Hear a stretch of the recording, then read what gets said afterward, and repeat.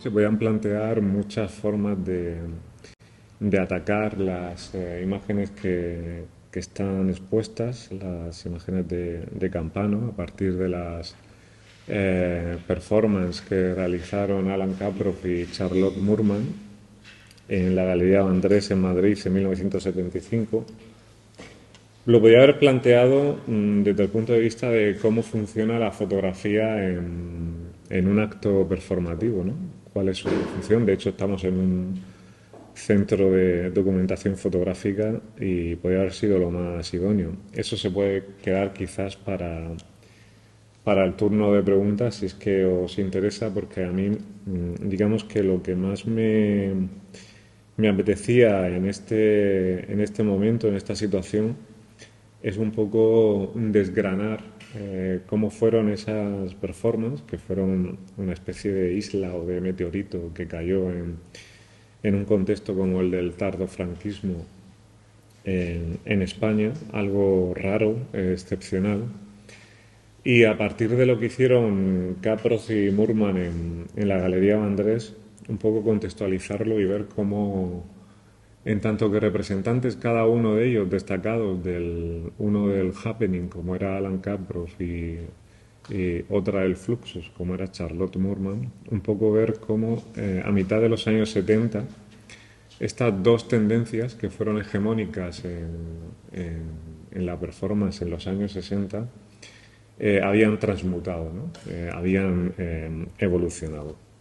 Yo voy a empezar realizando pues una contextualización para ver quién era Fernando Vijande, que era el director de la Galería Vandrés, y a partir de ahí pues tirar hacia adelante y acabar centrándonos en las piezas concretas de cuyas imágenes estamos viendo en esta sala. Una exposición que por otro lado me parece tan rara como sumamente interesante en el panorama nacional. Me encanta, es un síntoma de calidad, ya no para la ciudad de Santander, que también, sino para los discursos expositivos y para las programaciones en el contexto de España. Bueno, Fernando Vijande, vamos a empezar por ahí, es uno de los protagonistas esenciales del proceso de transformación que vivió la escena artística española durante la década de los 70 y de los 80.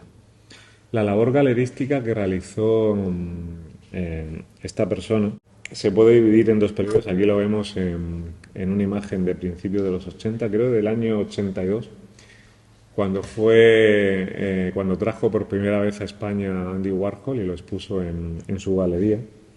Digamos que su labor galerística se divide en dos periodos. Uno es de 1971 a 1980, cuando crea la galería y la desarrolla la Galería Vandrés.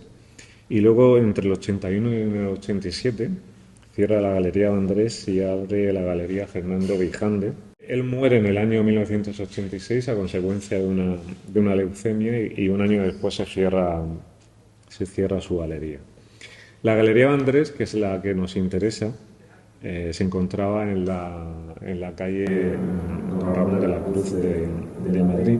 Él abrió en colaboración con su socia, la norteamericana Gloria Kirby, y en el contexto del tardo franquismo desafió, como os podéis imaginar, la censura imperante y apostó por los artistas que en los años inmediatamente posteriores se iban a convertir, por así decirlo, en el buque insignia de la transformación de la cultura española en los 80, ¿no? Hablar de la movida sería un poco restrictivo en el caso de las artes visuales porque digamos que muchos artistas no participaron de una manera evidente de ello. Por ejemplo, él fue quien dio su primera oportunidad a artistas como Luis Gordillo, como Guillermo Pérez Villalta, como Zus, como Darío Villalba o como Antoni Muntadas. De hecho, la Galería Vandrés expuso por primera vez en España una obra de videoarte, ¿no? El videoarte que a principios de los 70, en el 71, cuando se crea la Galería Vandrés, era un género artístico, un lenguaje artístico en estado germinal, ¿no? El primero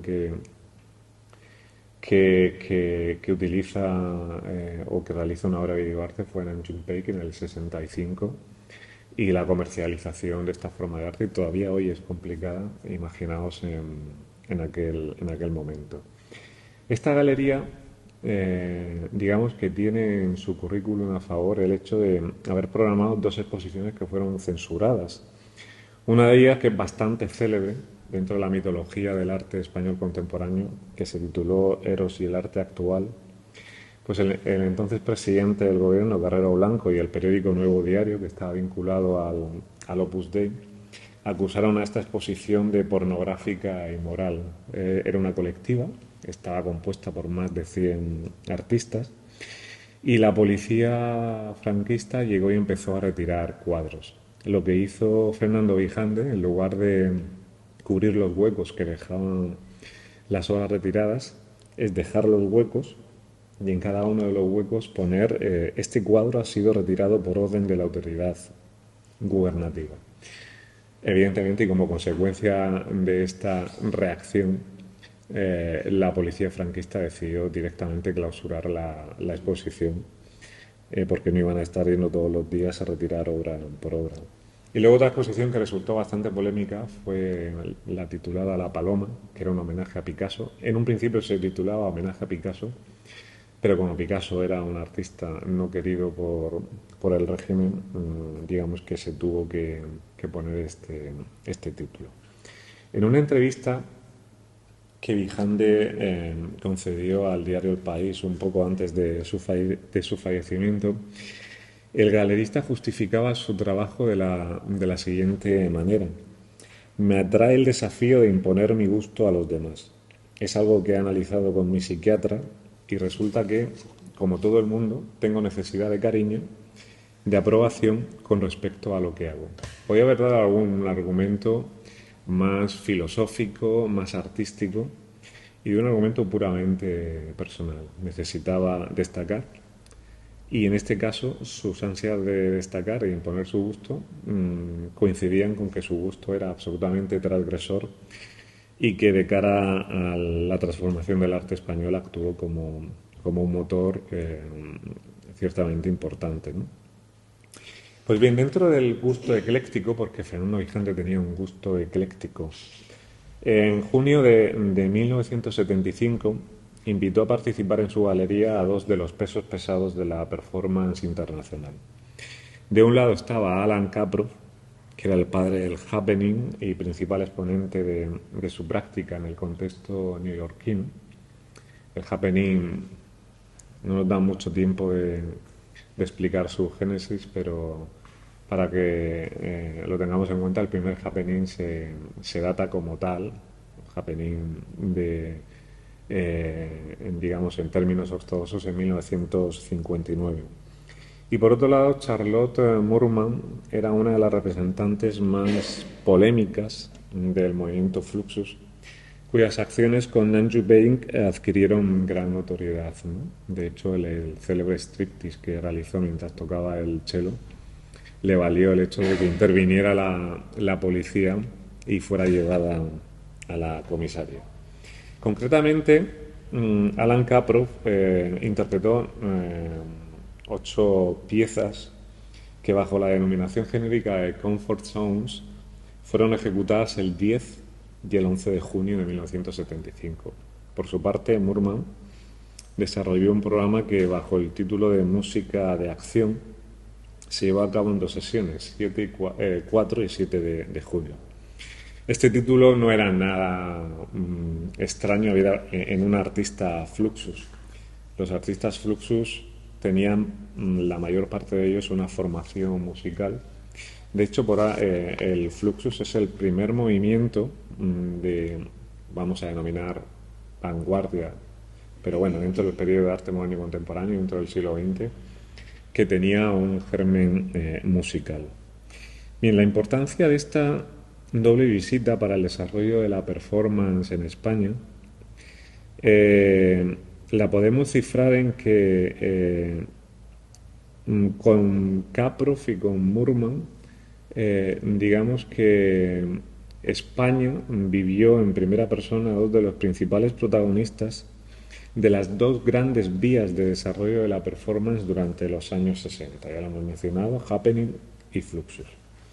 En España el Happening no tuvo una manifestación alguna, o por lo menos relevante, mientras que el Fluxus sí, y lo hizo a través de un movimiento que es bastante central dentro de lo que fue la red Fluxus, que era una red bastante internacional, y es el grupo ZAG, ¿no? Con Juan Hidalgo a la cabeza.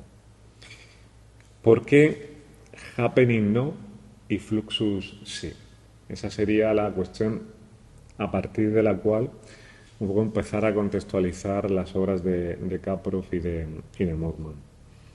Bien, mientras que el Happening de origen neoyorquino no tuvo, salvo en el caso de Claes Oldenburg, que por cierto ha fallecido hoy, y que Oldenburg, a mí incluso por encima de Warhol, que lo tenemos en imagen, me parece el artista más determinante del movimiento pop, porque luego se convirtió en uno de los grandes líderes del pop.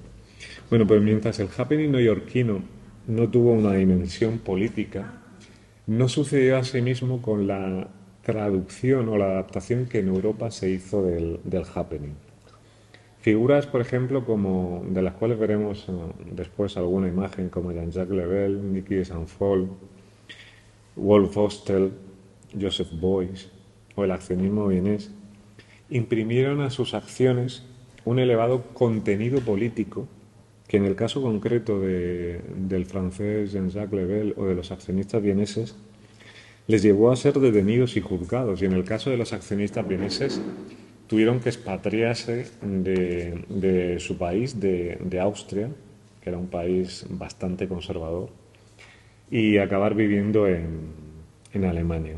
En ese sentido, tanto la potencia política del happening europeo como su ostentosa infraestructura eran acciones que requerían grandes medios, eran acciones muy llamativas, que no pasaban desapercibidas. Pues por estos dos motivos, el happening se convertía en inviable en una España como la franquista, en donde los discursos más críticos se tenían que hacer en la clandestinidad. Y un happening, en la medida en que se realizaba en Europa, era imposible de ser realizado en la clandestinidad precisamente por toda esa infraestructura que requería.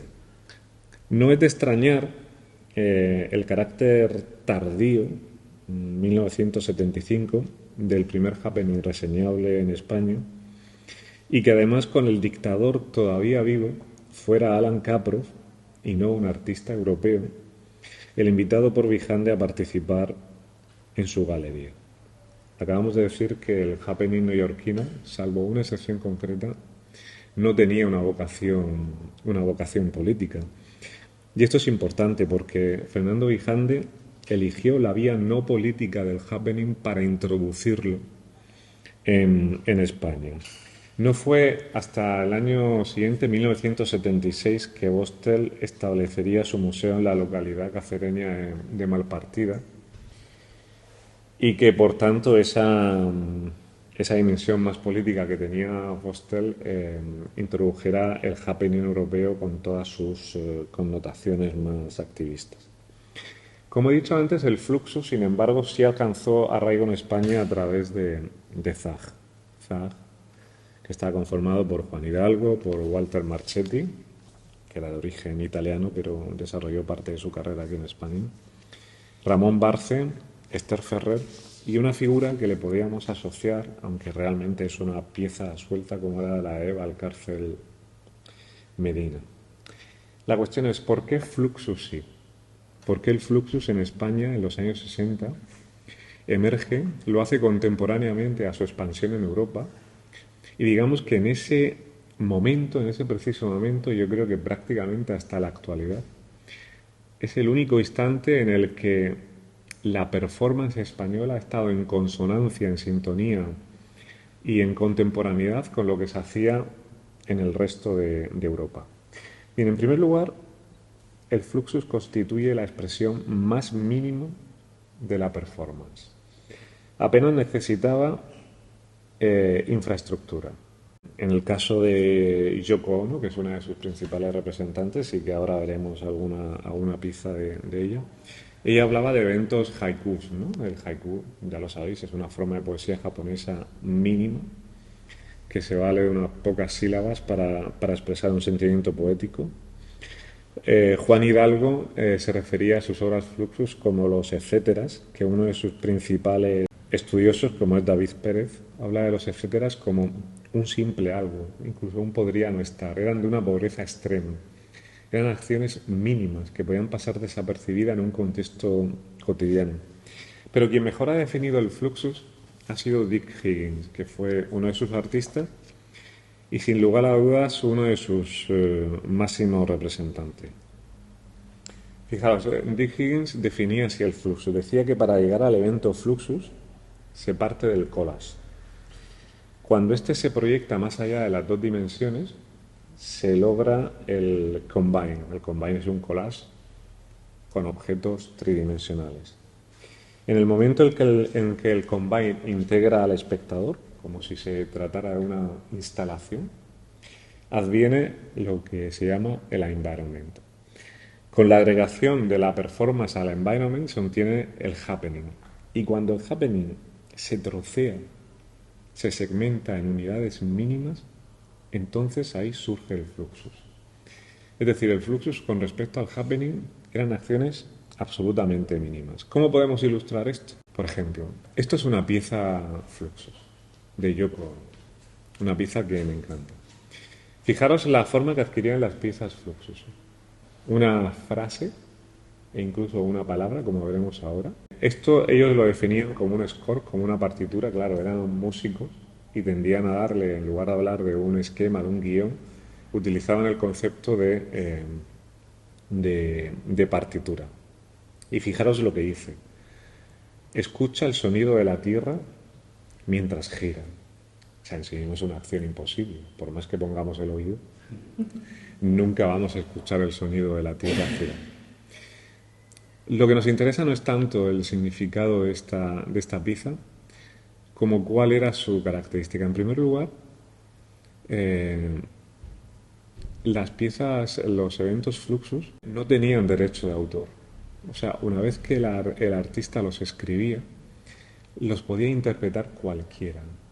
Cualquiera de los que estamos aquí en este momento puede interpretar esta pieza. De repente quedarse callado, entrar en estado de trance o no estar en estado de trance, ir caminando por la calle e intentar escuchar el sonido de la tierra. No tenía ni contexto, ni materiales específicos, ni incluso una forma única de ser interpretado. Incluso las piezas, los eventos fluxus no necesariamente tenían que ser ejecutados, podían ser leídos como si se trataran de un poema y ya está. O sea, tú lees esto y en el momento de leerlo ya has participado en el evento fluxus. Fijaros, si lo que hemos visto de Yoko Ono era solamente una frase, este Word Event de George Brecht, que es una de las piezas más paradigmáticas de Fluxus, va todavía más. O sea, lo único que nos dice es exit, salida. ¿Qué hacemos con esto? ¿Cómo lo interpretamos? Pues hay quien lo ha ejecutado lo ha interpretado de muchas maneras. Sales de un metro, ves el cartelito que pone exit y simplemente le haces caso. Le tienes que hacer caso de todas las maneras si no quieres quedarte encerrado en el túnel de metro. Pero hay otros individuos que lo han interpretado saliendo a un escenario, diciendo en voz alta exit y abandonando el escenario, salida, me voy. Y cada uno lo puede interpretar de la manera que quiera. Simplemente todos aquellos carteles que ve al cabo del día que ponen exit, leyéndolos y siendo consciente, o sea, a partir de ahora, nada más pasará porque el fluxus es muy adictivo. Cualquier cartel exit que veáis, os acordaréis de este Word Event de George Brecht y estaréis en ese momento haciendo una obra fluxus y os sentiréis artistas. Y el fluxus será, a mis alumnos es lo que más les gusta, el fluxus.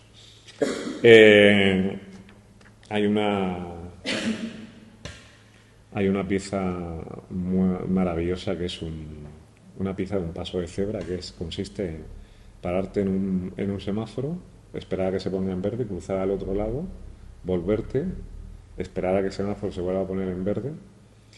Y Dick Higgins, que la ejecutó una vez en Times Square, se puso a cruzar una y otra vez de un lado a otro de la calle y dice que una chica le hizo gracia, se sumaron a él y se lo pasaron en grande 3 horas cruzando el... Y eso estaba concebido como una pieza de danza. Bien, por lo tanto, y es a lo que quería ir, la economía performativa del evento Fluxus lo convertía en un lenguaje perfecto para pasar desapercibido en un estado policial como el del franquismo. En segundo lugar, el Fluxus nunca tuvo una modulación abiertamente política, ¿no? Dentro del Fluxus, que nunca fue un movimiento homogéneo, había dos criterios enfrentados entre sí. De un lado, Jormas Siunas, el lituano, pero residente en Estados Unidos, que siempre quiso autoerigirse en el líder del movimiento Fluxus. Él tenía un carácter marcadamente marxista, pero frente a él estaban, por así decirlo, el grueso de todos los demás artistas Fluxus que no querían darle un énfasis tan abiertamente político. Por ejemplo, Dick Higgins afirmaba que la mayor parte de los artistas Fluxus eran de izquierdas, pero más próximos al liberalismo, es decir, lo que sería un ciudadano norteamericano, ¿no? En su mayor parte, los eventos Fluxus se centraron en mínimas acciones cotidianas, como acabamos de ver, crítica de la institución musical, eso ya lo veremos después, porque además una de las piezas que realizó Charlotte Moorman en la Galería de Andrés y que aquí vemos las imágenes se basaron en eso, estrategias del caminar, es decir, los artistas Fluxus eran muy dados a caminar por la ciudad, y actos lúdicos, ¿no? Fluxus llegó a organizar unas olimpiadas, Fluxus, en donde eran deportes absolutamente bizarros, imposibles de realizar, por ejemplo, jugar al fútbol con un balón cuadrado y cosas de ese tipo, ¿no?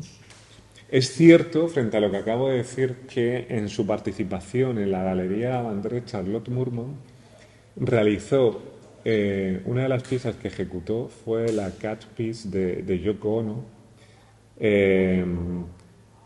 que aunque Yoko Ono siempre ha negado que se tratara de una obra feminista, evidentemente nos encontramos ante un caso de protofeminismo evidente por las razones que explicaré más adelante. Bien, una vez que hemos examinado la reacción del contexto español a la escena performativa internacional de los 60, es decir, ausencia de happening y protagonismo del Fluxus, es el momento de centrarse en los programas de performance que desarrollaron en la Galería Andrés, Caprof y Moorman. Pero antes de analizar las obras en sí, conviene realizar una consideración general, y además es importante. Cuando Caprof y Moorman visitaron Madrid, ni el happening ni el Fluxus constituían ya las corrientes hegemónicas dentro de la performance. Los grandes happeners o practicantes de la performance o habían abandonado la práctica de este formato, por ejemplo, como es el caso de Claes Oldenburg, que abandonó los happenings relativamente pronto y empezó a hacer objetos considerados como piezas importantes dentro del movimiento pop, o digamos que habían derivado hacia otras expresiones de la performance.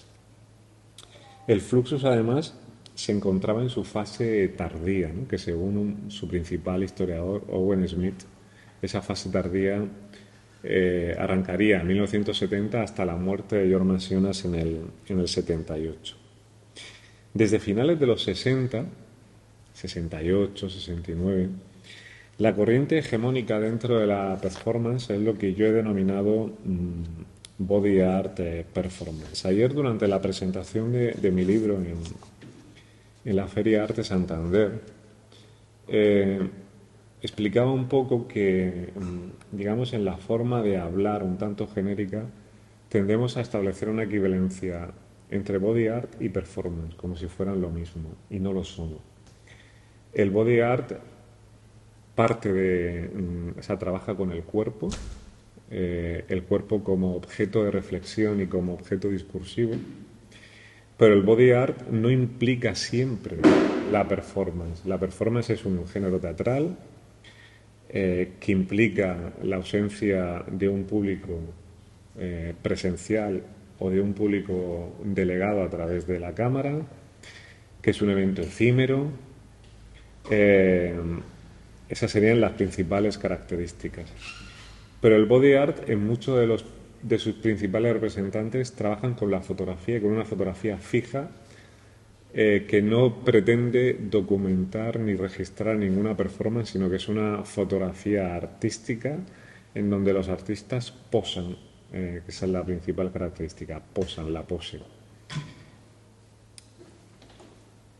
Es verdad, y por eso hablo de un término como body art performance, que ese carácter de autorreflexión y discursivo del cuerpo, la performance lo incorpora a finales de los 60, a principios de los 70, y que surge este género. Porque, esto es importante decirlo, durante los años 60 tanto el happening como el fluxus habían utilizado el cuerpo como un mero instrumento, como un mero medio para hacer cosas. Los artistas desarrollaban sus acciones y el cuerpo tenían que estar presente porque es así, pero era simplemente un medio, un vehículo, un instrumento. No había reflexión sobre el cuerpo. El giro que se produce a finales de los 60, a principios de los 70, es que el cuerpo comienza a constituirse en el principal elemento de reflexión de los artistas. Y eso es como consecuencia de la influencia que en la performance ejerce el body art. Pues bien, este giro de la performance hacia el body art dejará su huella sobre todo en las 8 piezas que Alan Caproff ejecutó en el 10 y el 11 de junio de 1975 en la Galería Vandres. Y ahora lo que vamos a hacer es examinar en detalle esas piezas, de las cuales algunas de sus fotos la podéis ver concretamente en ese muro de enfrente. Bien, Comfort Zones de Alan Caproff, que es el título que dio a estas 8 piezas, parte de lo que las ciencias sociales denominaron zona territorial y encuentro de miradas. En el texto que Alan Caproff escribió para estas acciones en la Galería Vandrés de Madrid, dice lo siguiente, y es bastante explícito y claro a este respecto. Todos tenemos una zona territorial invisible alrededor del cuerpo. Entre otras cosas, esta zona fija la distancia a la cual un sujeto puede acercarse a otro sin que éste se sienta incómodo, o limita también exactamente la distancia de acercamiento de otra persona. Entre amigos, esta zona puede reducirse a unos pocos centímetros, mientras que en lugares públicos puede extenderse hasta algunos metros. Esto es claro, es decir, cuántas veces nos sentimos incomodados por personas que nos hablan muy cerca y que nos hacen sentir que nuestra zona territorial está siendo invadida. En este sentido, porque esto es un tema que se ha estudiado mucho desde la antropología, las ciencias sociales, la psicología, Mark Ellenapp, en un librito que se llama La comunicación no verbal, el cuerpo y el entorno, que es un clásico, decía: es posible que la violación del territorio personal se sienta más grave que la de un territorio público. Si nos tocan el cuerpo, nos sentiremos más irritados que si alguien camina sobre nuestro césped. Fijaros además que esto lo vivimos día a día. O sea, tenemos una cultura, ya le explicaré un poco de dónde viene esto. Si vamos en un autobús, en un tranvía, en un gran almacén atestado de gente, en una acera invadida por personas, y tocamos el cuerpo de alguien, lo rozamos sin querer, enseguida pedimos disculpas de una manera apresurada, ¿no? O sea, invadir nuestra zona territorial y ya en un caso extremo tocar la piel es una de las mayores transgresiones que todavía hoy se pueden realizar. Y este concepto de la zona territorial tiene culturalmente dentro de Occidente una larga tradición. Por ejemplo, ya Platón y Aristóteles realizaron en diferentes textos una jerarquización de los sentidos, en virtud de la cual los sentidos importantes, aquellos que nos facilitaban más capacidad de conocimiento, eran la vista y el oído, que eran sentidos de distancia. Si nosotros queremos apreciar algo, visualmente tenemos que tenerlo a cierta distancia, porque si nos acercamos, digamos que perderemos la imagen del conjunto. Lo mismo pasa con un sonido. Si nos acercamos un sonido, un bafle, un altavoz al oído, se distorsionará, con lo cual lo tenemos que tener a cierta distancia. Pero es que además esa distancia era una distancia higiénica. Es decir, los individuos no nos tocamos, no nos acercamos. Mientras que el tacto, el gusto y el olfato, estos filósofos griegos lo consideraban como sentidos menores y en ocasiones peligrosos. ¿Por qué? Porque implicaban la cercanía y la proximidad. ¿Cómo este esquema de pensamiento se propagó a través de la historia de Occidente, a través del cristianismo? De hecho, en los pasajes del Nuevo Testamento, después de la resurrección de Cristo, hay dos momentos clave que nos permiten apreciar esto. Por ejemplo, cuando María Magdalena se topa con Cristo, ¿qué le dice Cristo? No me tangere, no me toques. Es decir, en ese momento el cuerpo resucitado de Cristo se convierte en un cuerpo pictórico, no carnal, para ser apreciado desde una cierta distancia. Es un cuerpo enteramente visual. Lo mismo pasa con Santo Tomás, cuando quiere introducir el dedo en la llaga para constatar la realidad de ese cuerpo.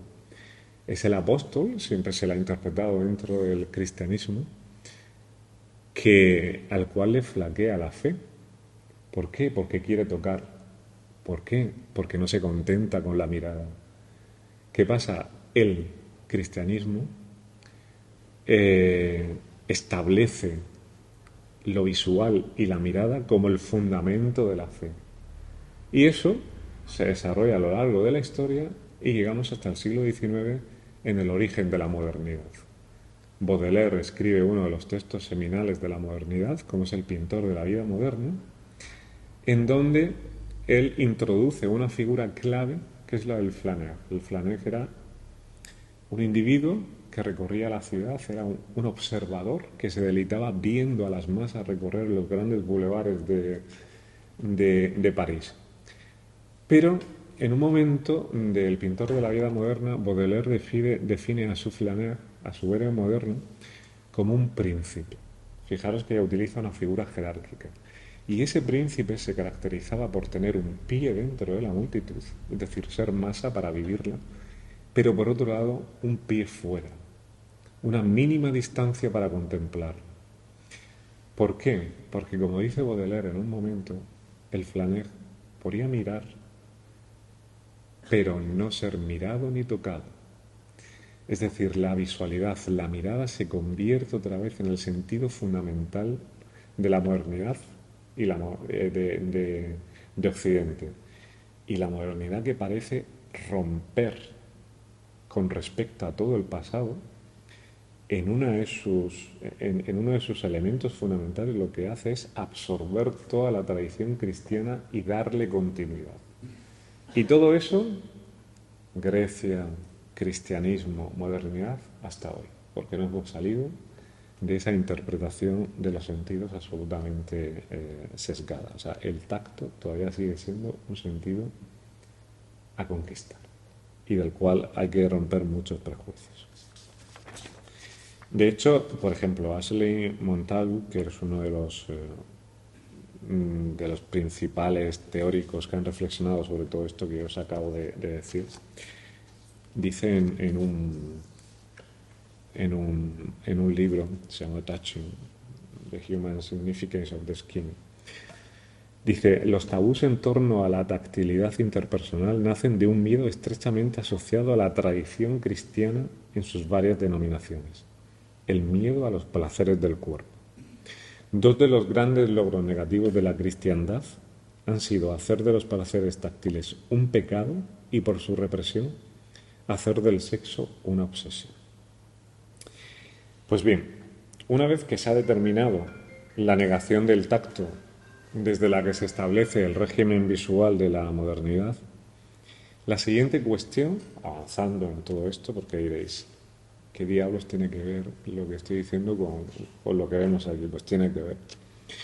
¿Cuál fue la posición adquirida por el happening neoyorquino ante este hecho, ante el tacto? Bien,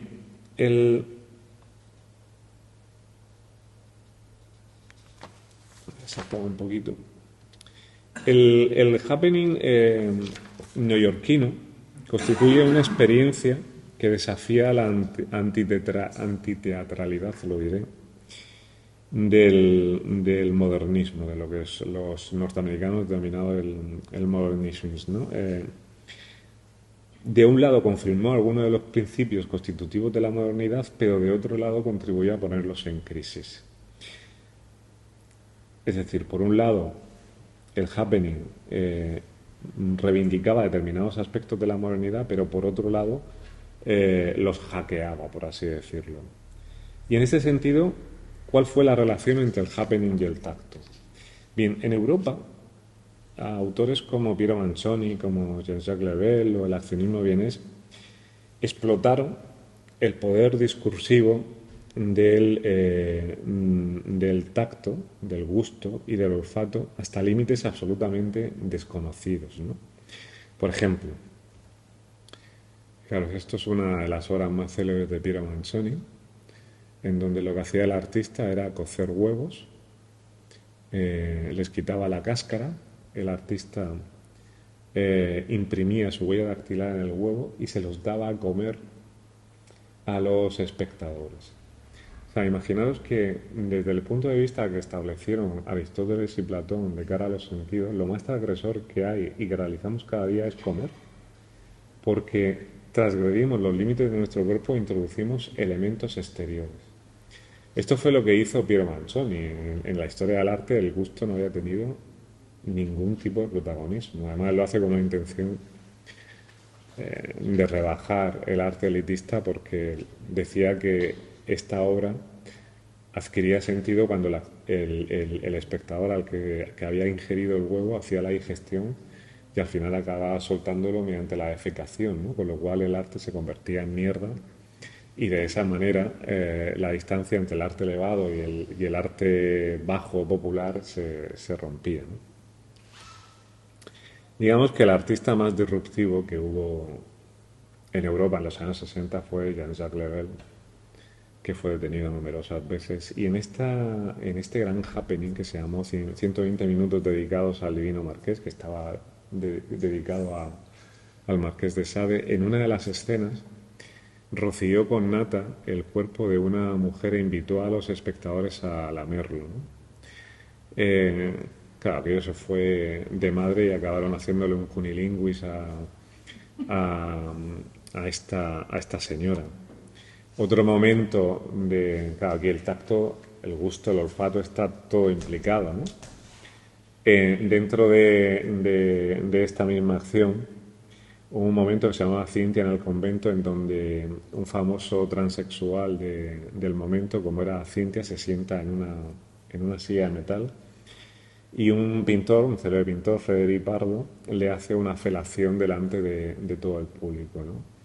O sea, en este momento entró la policía, desalojó el teatro, detuvo a Jean-Jacques Lebel, el cual fue acusado de injurias a la patria y unas cuantas cosas más. Y el accionismo vienes en acciones como esta, pero podríamos haber mostrado muchísimas de Automóvil, jugaba con la idea del cuerpo intervenido, del tacto del cuerpo sucio. Mientras esto sucedía en Europa, los happenings europeos son mucho más salvajes que los norteamericanos, porque el contexto también era otro. En Estados Unidos, sin embargo, el happening exploró en mucha menor medida el sentido los sentidos de la proximidad. Los 5 grandes representantes del happening neoyorquino, que eran Alan Kaprow, Claire Oldenburg, Jim Dean, Robert Wiseman y Red Grunz, apenas si lo trabajaban. Apenas si lo trabajaban. Y la gran excepción del contexto norteamericano fue Carol Sneeman. Caroline Schneemann es, al menos esa es mi opinión, la mejor representante del happening en Estados Unidos. Y es una artista que por el hecho de ser mujer y del machismo imperante en la década, en aquel momento, nunca se la consideró entre los grandes del happening. Ella hizo una obra que es absolutamente icónica dentro de la performance, que es Meet Joy. Y en varios pasajes de Meet Joy se realiza una transgresión de todos los tabúes de la cultura occidental vinculados al sentido del tacto, ¿no? Por ejemplo, en este momento de Meet Joy, la artista, la propia Caroline Schneemann, junto con otro de los protagonistas, de los actores, interpretan una escena que se llama Love Paint Exchange, en donde, se me ha olvidado una C, en donde lo que hace es una escena de amor, es un coito a través de la pintura. Ella pinta el cuerpo de él, incluidos sus genitales, y él pinta el cuerpo de ella, incluidos sus genitales. Esta quizás sea la escena más célebre de Meet Joy, The Tree, el árbol, en donde las actrices, las participantes femeninas, presionan su cuerpo el uno contra el otro, generando un círculo. Luego vienen los participantes masculinos que se agarran con los brazos por detrás y generan un círculo exterior. Llega un momento en que todos caen, y cuando todos caen, aquí lo veis, bueno, el sentido de orgía casi, de agarrarse, de abrazarse, de besarse, incluso en algunos momentos de tener sexo. De hecho, bueno, el público se entusiasmaba tanto y lo malinterpretaba que en un momento dado un espectador salió y queriéndose acostar con Caroline Schneemann, ¿no? Y tuvo que ser desalojado por la policía. Pues en un momento dado, cuando están todos en el suelo, entra otra participante y echa sobre los cuerpos pescado, carne, que son restregados sobre ellos, ¿no? Aquí digamos que encontraremos otra implicación, como es el del sentido de la suciedad, porque hasta ese momento, y sobre todo en el caso de la mujer, el cuerpo de la mujer debía ser limpio absolutamente, porque la limpieza establecía un canon de comportamiento a nivel social. Esta es una escena, esta es una imagen, una foto fija muy, muy célebre, ¿no? Entonces, en esta obra, Schneemann explora las posibilidades del tacto desde la dimensión de la orgía. Su objetivo era erotizar el sentido de la culpa. Caroline Schneemann, aquello que propuso a través de toda su obra y que cuestionó, era por qué las mujeres debían de tener sentido de culpabilidad por sentir placer. A la mujer se le negaba la capacidad de tener placer, era objeto de placer de la mirada masculina, pero no podía ser sujeto de. Y lo que ella hace a través de todas sus acciones es combatir esta culpa mediante el erotismo, hasta llegar a decir en una de sus más célebres afirmaciones: yo soy mi genital. Es una de las grandes y más transgresoras afirmaciones que durante los años 60 se realizaron, sobre todo en boca de una mujer. Bien, por lo tanto, Meet Joy constituía el máximo referente con el que contaba Alan Capro cuando planteó su reflexión sobre el concepto de zona territorial en estas acciones que desarrolló en la Galería Andrés de Madrid. Cabe hablar de una influencia de Meet Joy en Capro, en estas piezas que vemos aquí. Bien, tajantemente no. El happening de Caroline Schneemann resultaba, por su erotismo, para Capro, excesivamente femenino y sucio. Y las 8 performances que concibe Alan Caproff para la Galería de Andrés asumieron un registro analítico más propio de las ciencias sociales. Es decir, si Caroline Schneemann propuso el paradigma de la orgía, lo que hizo Caproff fue alejarse de él y establecer un marco más objetivo de análisis. Bien, las 8 piezas que conformaron comfort zones en Galileo Andrés se pueden diferenciar en tres grupos, ¿no? Aquellas que implican un contacto mental o extrasensorial sería el primer grupo.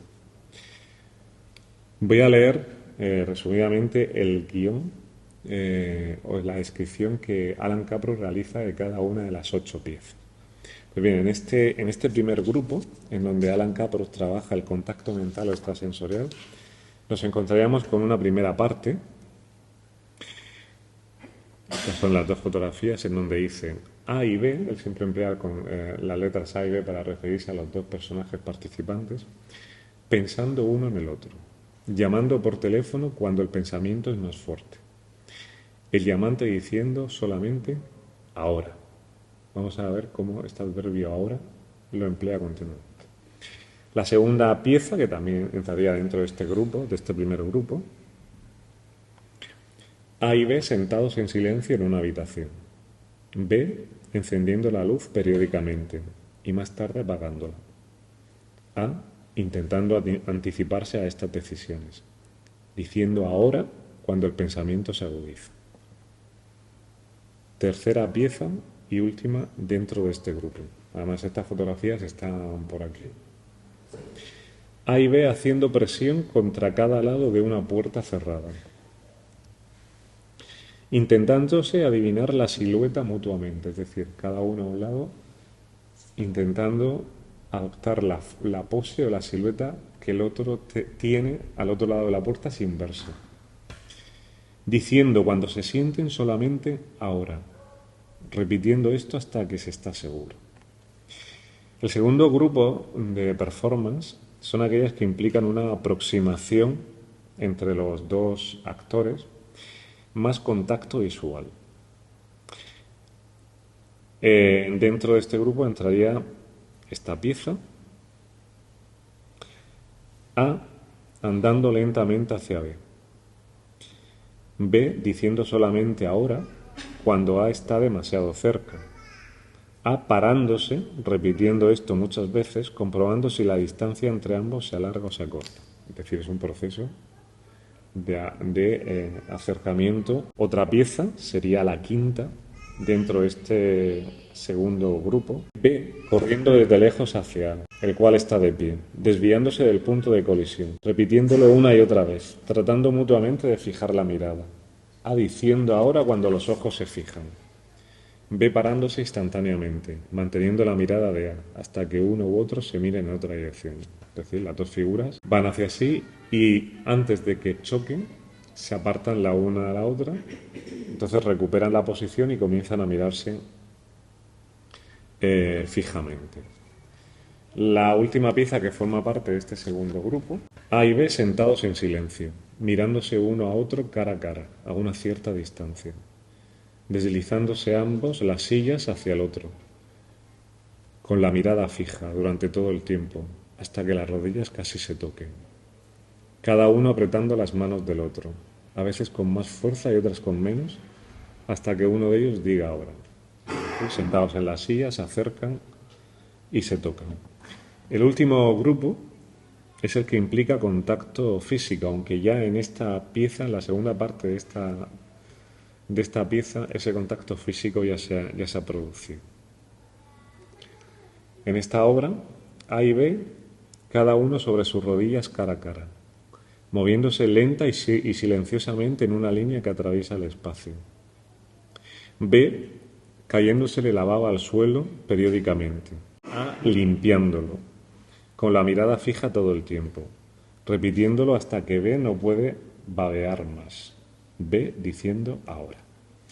Y la última pieza, la última parte, la octava, A y B caminando el uno hacia el otro lenta y silenciosamente, con la mirada fija todo el tiempo, haciendo fuerza el uno contra el otro, a veces fuertemente y otras más suavemente, ambos tratándose de anticipar a estas decisiones, diciendo ahora cuando el pensamiento les llegue con más intensidad, hasta que ambos por casualidad digan ahora a la vez. Bien, Capro especifica al final de este score, de este guión, que este orden puede invertirse, es decir, en lugar de comenzar de hacer las piezas en el orden que yo la he descrito, se puede empezar por la pieza final e ir hacia la pieza del principio. En cualquier caso, nos encontramos ante un esquema lineal. Y este esquema lineal se basa en la primera opción, empezando por la parte 1 hasta la 8, pensamiento, aproximación y contacto. Empezando por detrás, contacto, alejamiento y presentimiento. Este esquema lineal define, por lo tanto, un circuito de comunicación. Y esto supone una evolución con respecto a los happenings que concibió Caproff en la década de los 60. Durante esta década, la de los 60, sus obras avanzaron desde la idea de juego y participación, es decir, hacer participar al público fundamentalmente, a la idea de colaboración. Los participantes llegaron a colaborar y la colaboración entre ellos se convirtió en el principal elemento de los happenings. Por ejemplo, la obra más célebre de esta idea de colaboración que desarrolló Alan Caproff durante los 60 fue Fluids, que la realizó en 1967 en Los Ángeles. Se desarrolló durante 3 días, implicó 15 localizaciones y en cada una de esas localizaciones había 600 bloques de hielo a partir de los cuales los participantes tenían que construir estos cubículos que tenían 10 metros de longitud y 2,5 metros de altura.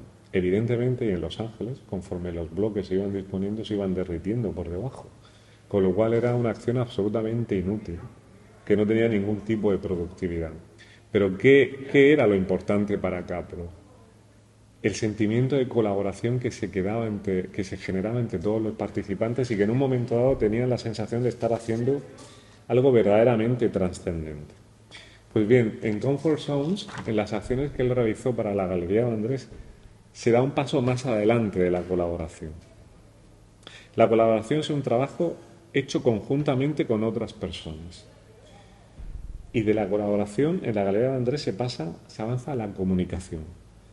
La comunicación que se basa en la transmisión de señales mediante un código que es comprensible por el emisor y por el receptor. Es decir, de la solidaridad de la colaboración se pasa a la intimidad de la comunicación. Caproff construye en las acciones que acabamos de ver un lenguaje secreto, ad hoc, únicamente comprensible por el hombre y la mujer que protagonizan las 8 performances. Es, por así decirlo, un lenguaje site-specific, un lenguaje para la ocasión. Uno de los elementos comunes en el cual he hecho hincapié antes, que es común a cada una de las 8 partes de Comfort Zones, es el empleo del adverbio ahora.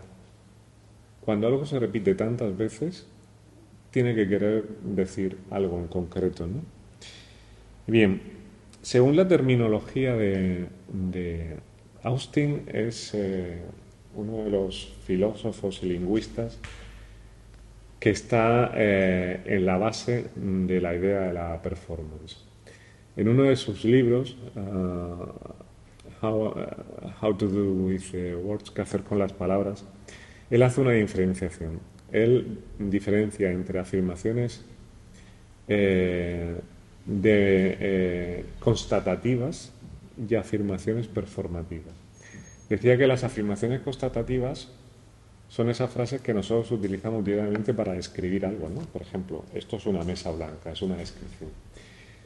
Pero hay un tipo de afirmaciones performativas, en donde el decir y el hacer coinciden. Es decir, lo que yo estoy diciendo ejecuta un hecho. Por ejemplo, cuando un concejal, alguien de juzgado, un cura dice, yo os declaro marido y mujer. En el momento de decir esa frase, está diciendo y ejecutando algo. Y eso él lo denominaba performativo.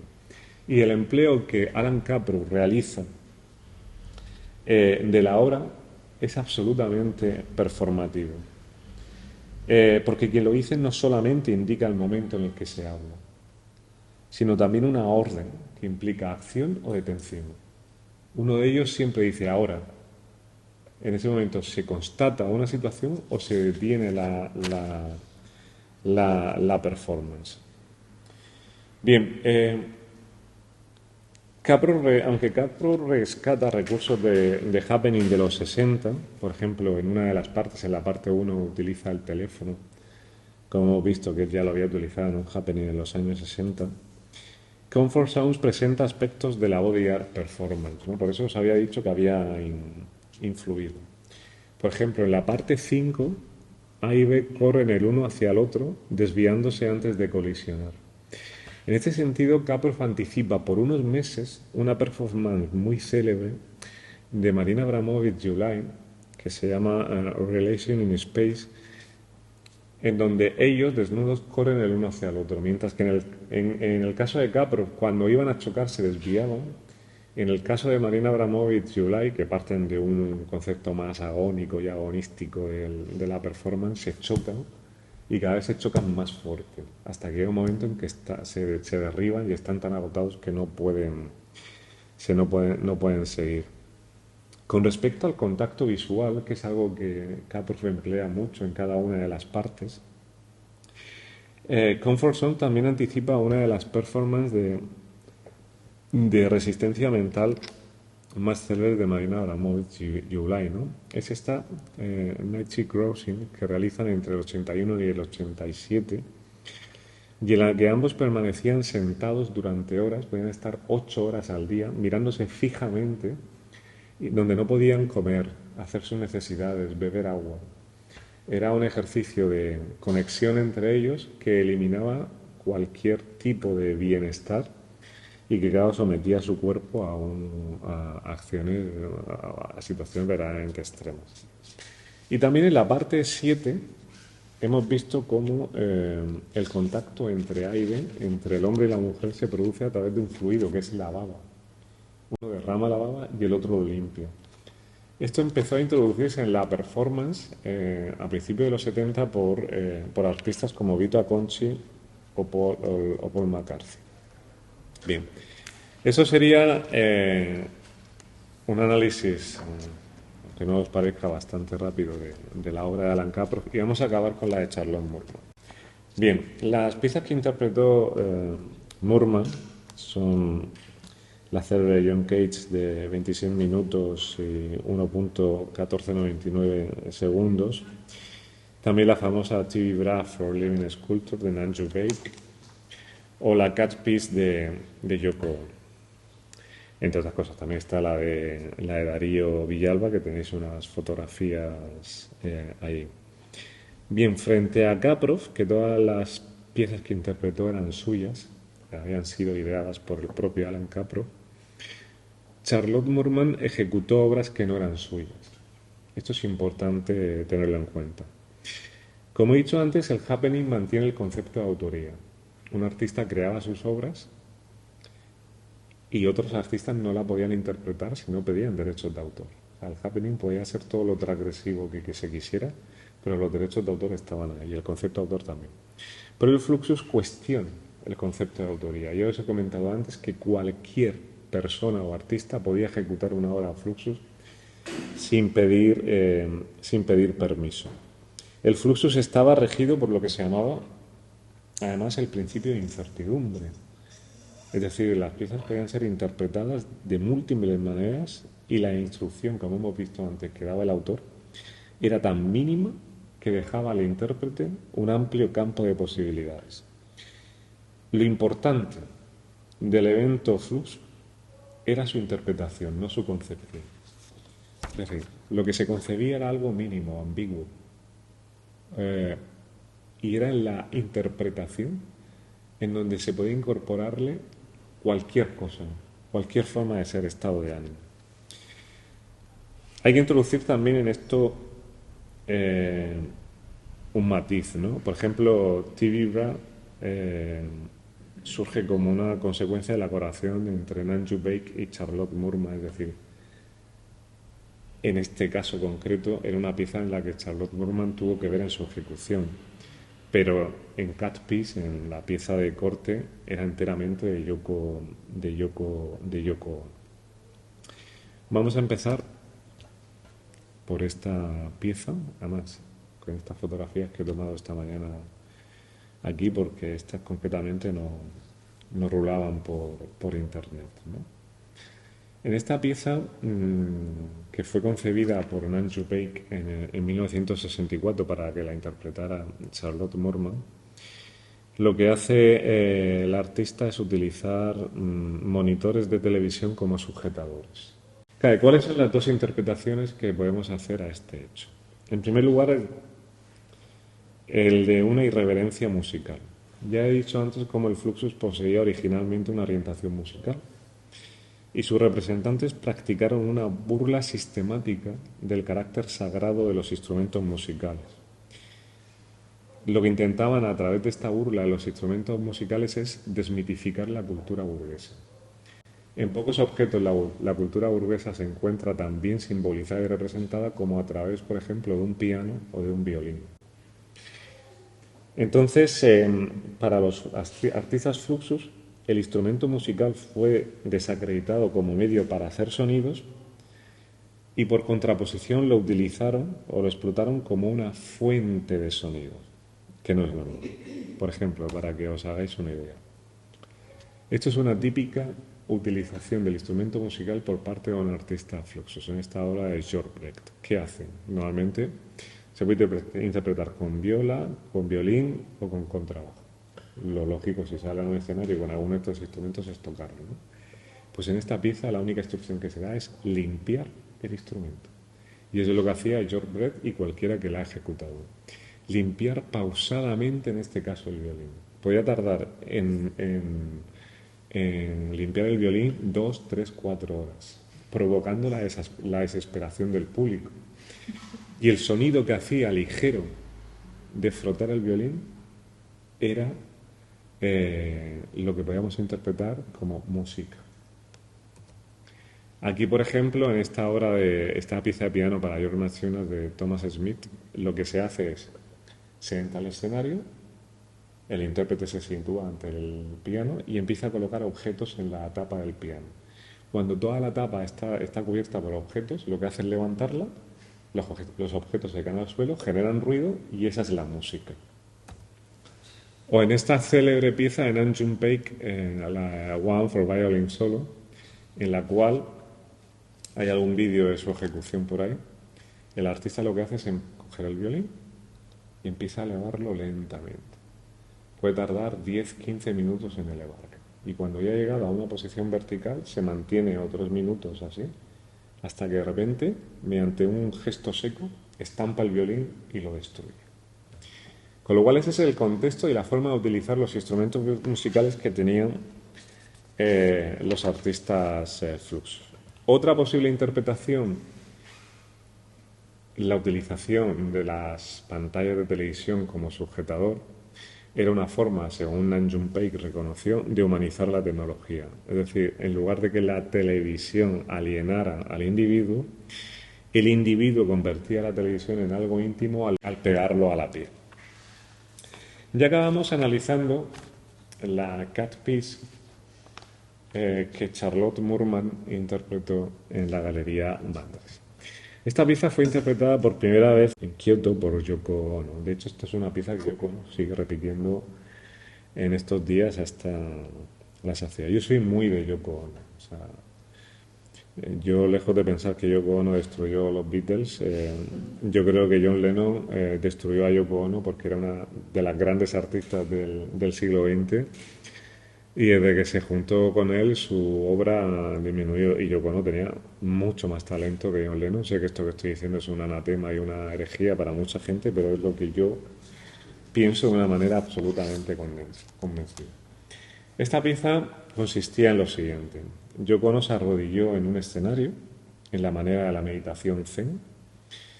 La artista situó unas tijeras delante del espectador e invitó a la audiencia a subir al escenario y a cortar una parte de su vestimenta.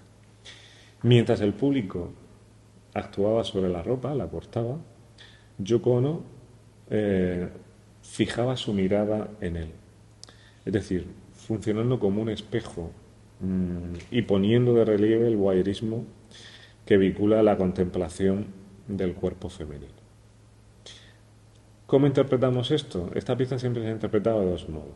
La interpretación feminista. Habitualmente, el espectador masculino disfruta del cuerpo femenino sin exponerse, sin ser observado. Observa, pero no es observado. Ahí se basa la base de su disfrute. Yoko Ono, en esta pieza, desprotege la mirada masculina. Ella observa al individuo mientras le está cortando la ropa. Y por lo tanto lo revela, lo pone de manifiesto. Y luego está una interpretación basada en la cultura japonesa. Es la historia del príncipe Masaba, que en un viaje emprendido por este príncipe con el propósito de abandonar todos sus privilegios, entregó a cada animal con el que se encontró cuanto le era solicitado, hasta que finalmente, y como ya no tenía nada más de lo que desprenderse, se ofreció su mismo cuerpo para ser devorado por los animales. Es decir, el grado máximo del sacrificio. Yoko Ono siempre ha defendido que esta era la interpretación válida para su obra. De hecho, cada vez que la realiza, ella se pone sus mejores vestimentas, su ropa más cara, para que el público la destruya, en un acto de sacrificio. ¿Cómo interpretó Moorman? Y con esto acabo esta pieza. ¿Qué variaciones introdujo? Pues fijaros, en primer lugar, Moorman no adoptó la posición zen sobre el escenario que adoptó Yoko Ono, sino que se sentó con una posición que enfatizaba su sensualidad. Es decir, esta pose que tiene Charlotte Moorman encaja más dentro de los estereotipos a través de los cuales la mujer ha sido representada a lo largo de la historia de Occidente. ¿Qué implica esto?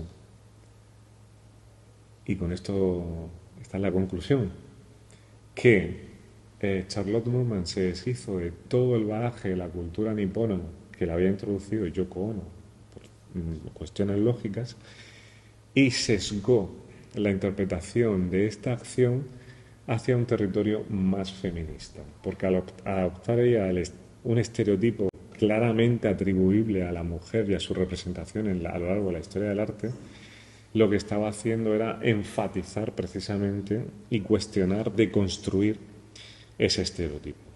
Con lo cual vemos que como en su interpretación, en su recreación, Charlotte Moorman no se limitó a calcar el modo en que Yoko Ono había interpretado esta pieza, sino que le incorporó sus propias preocupaciones y connotaciones que la pieza, tal y como había sido concebida por Yoko Ono, no tenía.